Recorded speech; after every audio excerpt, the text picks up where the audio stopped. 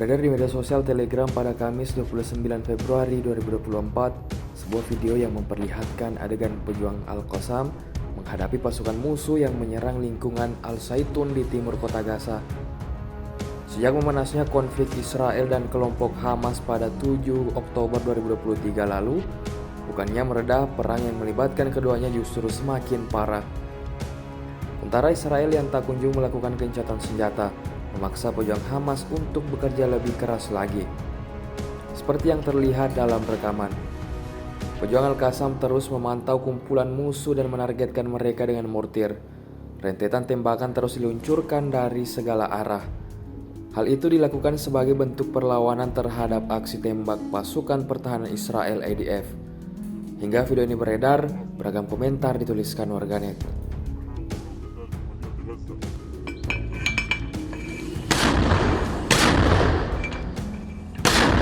بإذن الله تعالى سيتم الآن دك تحشدات العدو المتواجدة في حي الزيتون. اللهم سدد لنا رمينا.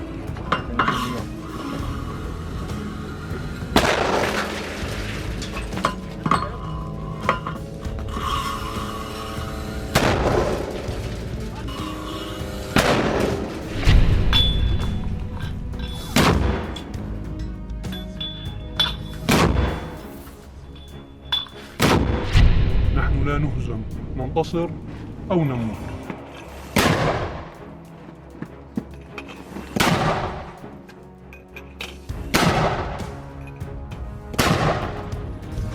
بسم الله الله أكبر، توكلنا.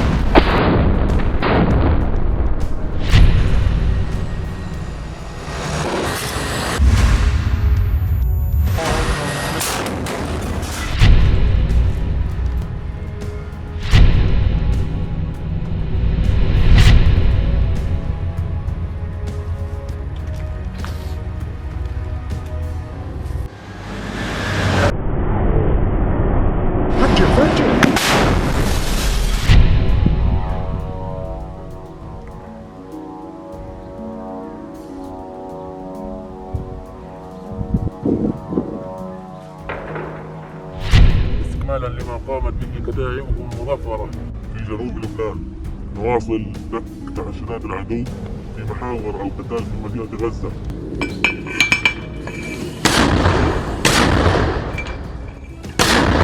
بإذن الله تعالى سيتم الآن دك تحشدات العدو المتواجدة في حي الزيتون.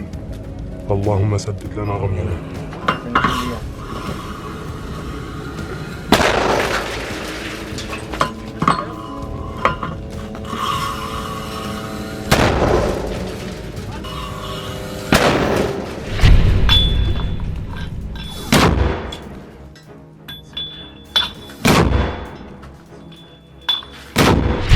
نحن لا نهزم، ننتصر أو نموت.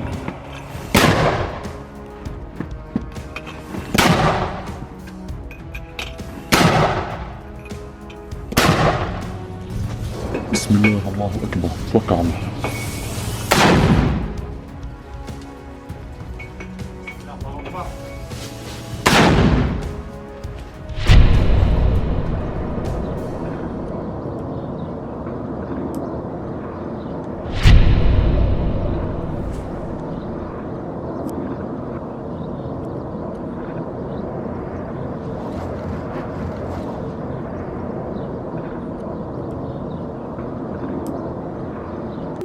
Sekarang menghadirkan lokal menjadi Indonesia.